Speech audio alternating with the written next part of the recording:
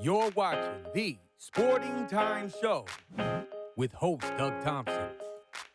Sponsored by Jewelry Barn and Pawn Shop. Good evening and welcome to the Sporting Time Show. I'm Doug Thompson and welcome to another fantastic show. I'm so excited for my guest today. My cameo guest host is in her 22nd season as the head soccer coach, Lady Purples, and she also has so many other things that she does besides just coaching soccer. I'd like to introduce my cameo guest host, Lisa Correa. Coach, welcome to the show. Thanks for having me, Doug. You are the first coach guest host ever. I feel honored. I feel honored. Are you kidding me? You know, I went back and I looked at, the years that we've kind of known each other. I think it's around 24 years that I've known you prior to the Sporting Times, right? Right. Goes back to when I was coaching JJ That's in right. Franklin. Oh, Franklin Simpson Soccer. He'll love the fact that you called him JJ, right? Because he goes by John now, John, as they get yeah. older. But yeah, I know you coached both, I think, the girls and the boys program at Franklin Simpson. And then you transitioned over to Bowling Green, and what an amazing career you've had, and you're still going strong. But before we get to that, I talk every once in a while about this book that I'm writing, and you're going to be in it. Oh.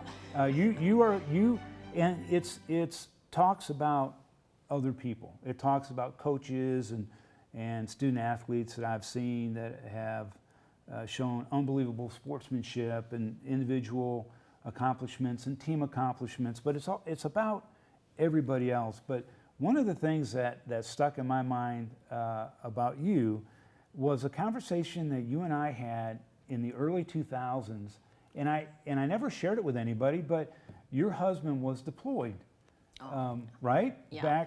Back around 2007, around that time. Yeah, and you were coaching at Bowling Green. You had two young children at the time. Yes. And but you had shared with me that you also were on a farm. And the schedule that you kept, I don't think anybody could do. How early did you get up to take care of the cattle, the farm?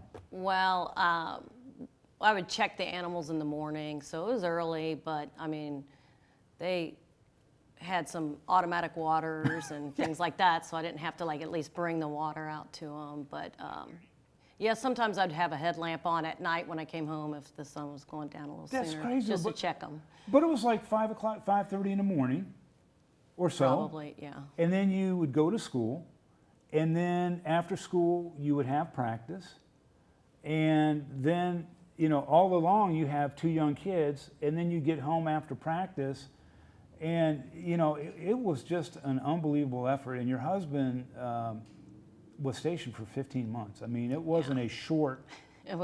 It seemed like a long time. It was, mowing the farm and things like that was kind of a chore with two little ones. And I had some neighbors pitch in, and I know a couple people came down and mowed for me before, and I did have a farm hand that was helping with the cattle, but he was kind of missing some duties, so I wind up selling like 30 head of cattle in the winter because I was afraid that he wasn't going to have the hay up for him. But it's amazing, in what you go through, what you don't know about coaches, and I mean what you did, and of course, you did it when you were coaching at a very high level. In 2000, you took over the program, and you end up in the Final Four, and then for the next 21 seasons, you're not going to get jinxed. You've never missed a fourth region championship. Oh, no. Right? Never. It's amazing the success that you have had at Bowling Green as a soccer coach. Well, I have to give credit to the players. I mean, they really make me look good. They're dedicated. We have great facilities. They work hard. I mean, our maintenance department takes care of the fields for us. They're awesome. Administration really backs you and gives you all the support. So if you're a good coach, and you surround yourself with good assistants, which I've had some great assistants. Yes, you have. I mean, really, they make me look great. Chris Tinius was assistant. Yeah. We can go down the road and say, some of these coaches that are at a high level, and I feel blessed to be there as long as I do, and I enjoy it every year. It's like Christmas every year. Can't wait to see the team and where they're going to be and how they're going to. We're going to talk about more of your program. We're going to take a short break. When we come back, more with Coach Correa right here on WNKY NBC 40. We'll be right back.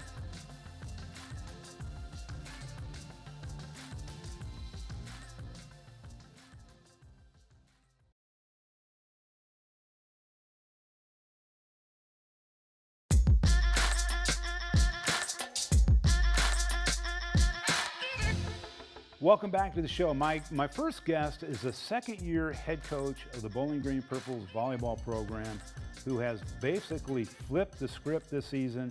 They are 12-2. I want to welcome to the show Coach Tim Sharp. Coach, welcome. Thank you for having me.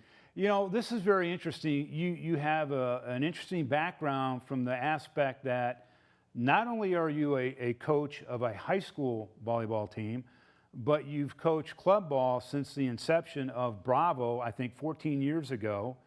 You also are an official, or you were, for volleyball. You were named the 2018 Official of the Year in volleyball. So you know all aspects of this game. And in addition to that, you played volleyball at the University of Kentucky as a student in their club program. Why volleyball? What was it about that sport that attracted you to it? Well, you know, I grew up playing baseball and soccer primarily in high school, and then kind of just picked up playing rec volleyball with some friends around in Russellville, is where I grew up. And it's an exciting sport. It's quick, up tempo.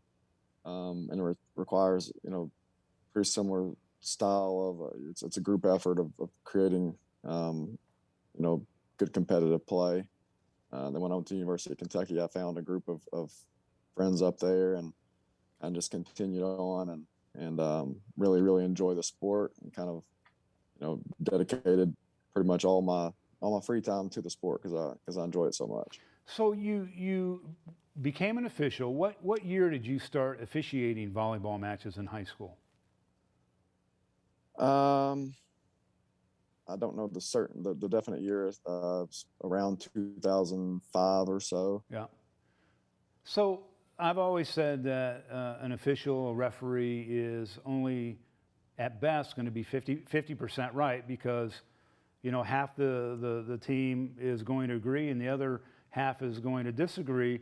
How do you become the official of the year in volleyball? What makes a good official?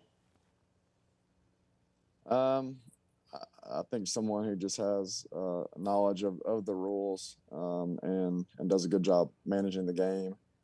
You kind of just have to, you know, focus on what's happening on the game and not worry about too much about what teams are competing, and just, you know, do the best.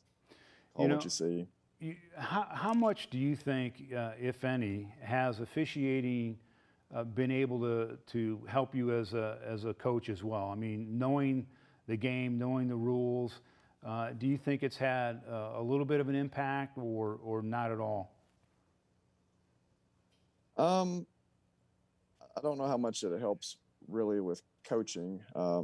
My path to officiating was it was just a way to get involved with the time that I had available, with work and everything.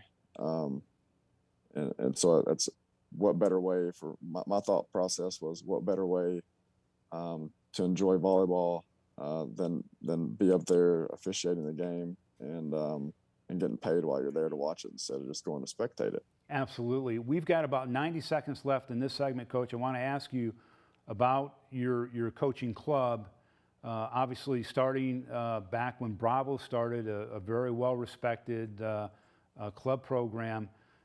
Just kind of talk about club versus high school a little bit, and how that has, again, helped you overall in your coaching. Well, you know, coaching club, it's you're coaching the age group that I coach is 14U, which is primarily eighth graders. There have been an occasional ninth grader play in that group, but it's kind of still an introductory level of volleyball, and kind of still creating foundations of basic concepts: passing, serving, hitting, setting. So the high school game has been a little bit more enjoyable to me because it's a little bit more advanced. Yeah. You're getting to work with a little more kids that can do a little bit more. So I enjoy both aspects of it, but it's kind of like getting two different versions of the game. Well, Coach, we're going to take a short break. When we come back, we're going to talk about the feeder programs. We're going to talk about the Bowling Green Lady Purples on their great start. We're going to take a short break. More of the Sporting Times right here on WNKY NBC 40. We'll be right back.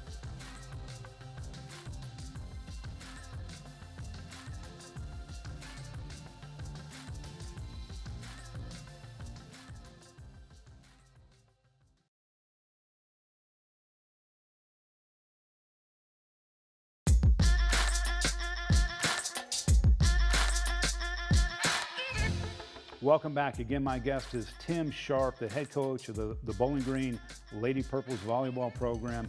Red hot right now, 12-2. Coach, we left off talking about Bravo, the club. How important is it to establish a feeder program for your volleyball high school?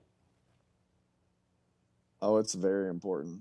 You don't want to be, when you bring freshmen in, you don't want to be teaching how to pass the ball primarily. I mean, you're still emphasizing, creating better technique. But if everyone, if you have kids that come in that already have basic foundations in the sport, then it allows you to work on, more things, try to get a little bit more advanced in the game.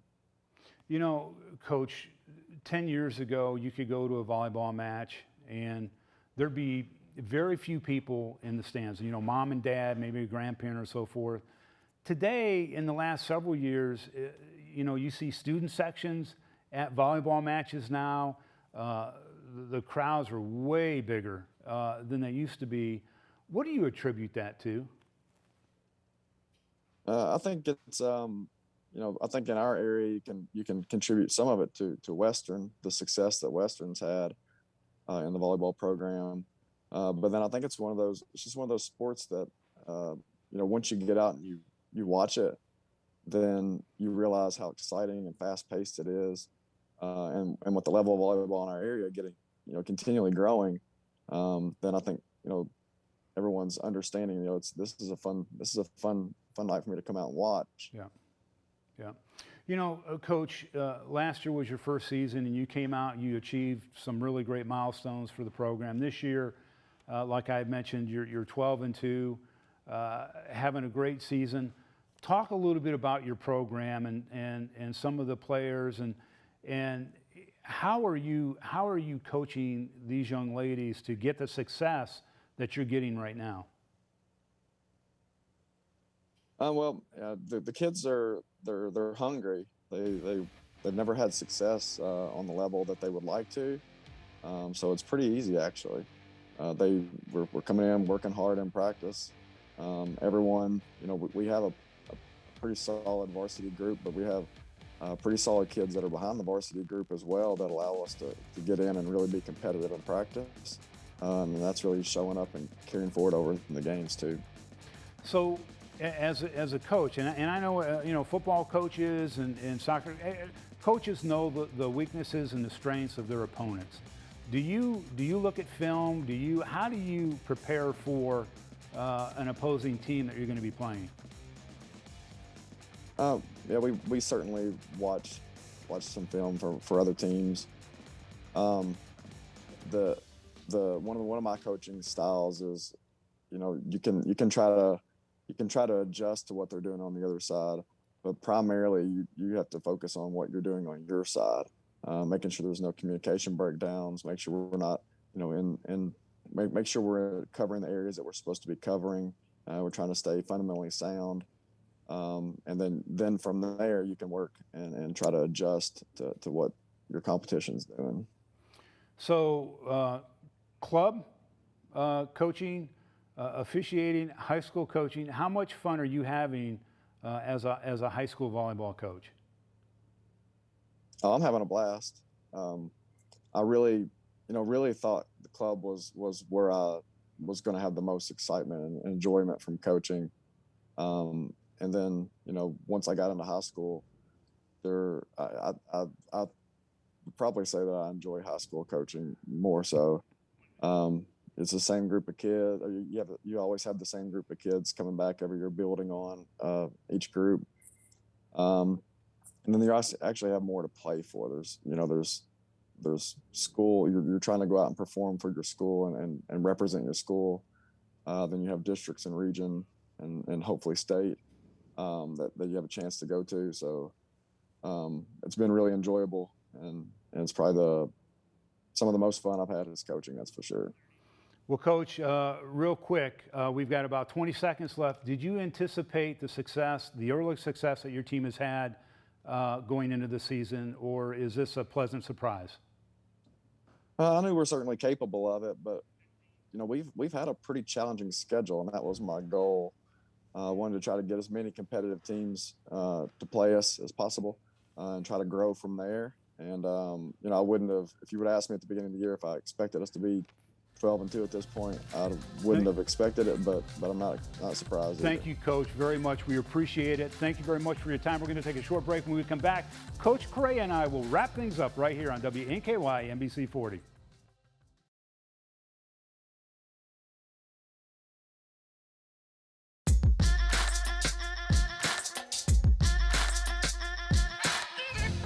Welcome back to the show. Again, my cameo guest host is Coach Lisa Correa. She is the head girls soccer coach at Bowling Green High School. Also want to thank Tim Sharp, who we just finished up with. You and I were reminiscing a little bit, and we could do a lot more reminiscing than this show allows, Coach. Talk a little bit about coaching today. I mean, 22 seasons, you're in your 22nd season. You have seen a lot of changes. You have seen so much. But one thing that hasn't changed really is that there's been really two programs that have dominated in the fourth region. It's Bowling Green and it's been Greenwood.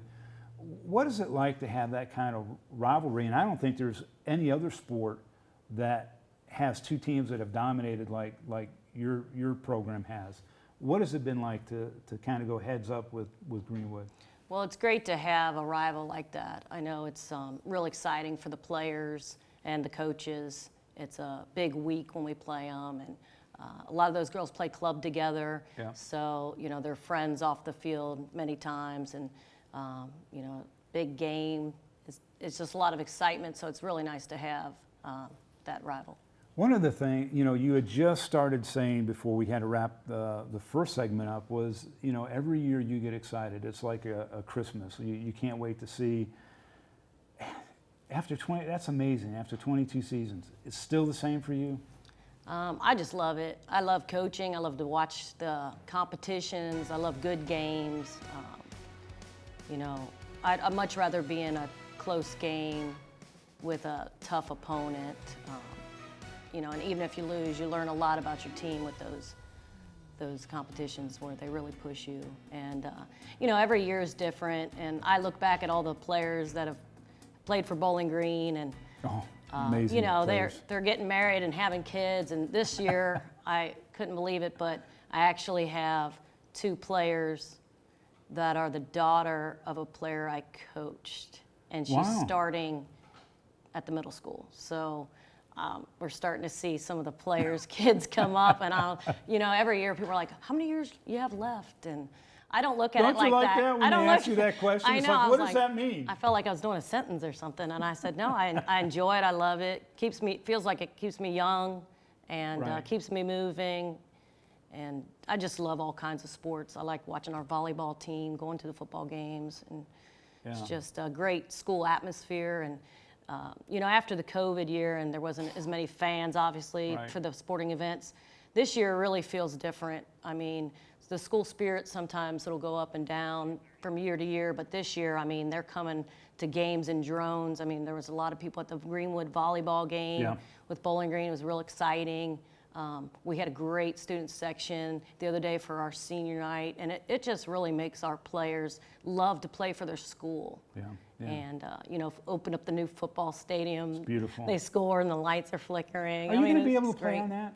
Are you going to play at that at some point in time? I mean, I Well, love the pit, but I mean, if we it love rains, the pit. We if love it the rains pit. really hard, can you? If there's an opportunity where we can't play because of weather issues, I believe we'll be allowed to play at the football stadium if there's no conflicts. They Yeah. do have it lined as Bowling Green hosts that Mid-South Conference. Yeah. So we've hosted it at the pit before, and sometimes they've had weather issues and they've had to move it to a turf field. So it is lined for soccer, and there are soccer goals down there. Yeah.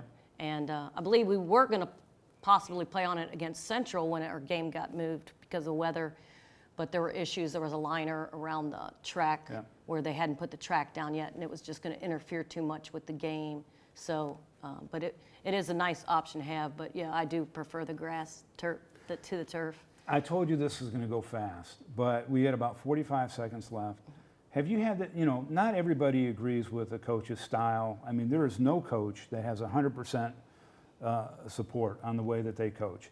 Have you had to change over the 22 seasons? Have you mellowed out? Are you the same? I think I've changed quite a bit. If I go back to my first years coaching, I was kind of old school, big screamer, yell, demand, and, there were a couple good books that I've read, and, just so many years have gone by. Yeah. I think I've changed quite a bit. After having kids, you look at things a little different. Yeah. And one of the best books I read was Catch Them Being Good by Anson Dorrance, and that had a big impact on the way I coach. I still sometimes revert back to my old school stuff. You But gotta let 'em know. Yeah, but I really enjoy the players, and their efforts are just amazing, and it's great to be around. Well, I tell you, it has been a treat to have you on as a cameo guest host. Thank you very much for being here. Good luck the rest of this season. You can watch all sorts of sports on stfanclub.com, including the Lady Purples. Everybody have a fantastic week. For Doug Thompson and Coach Correa, we'll see you next Saturday. Good night.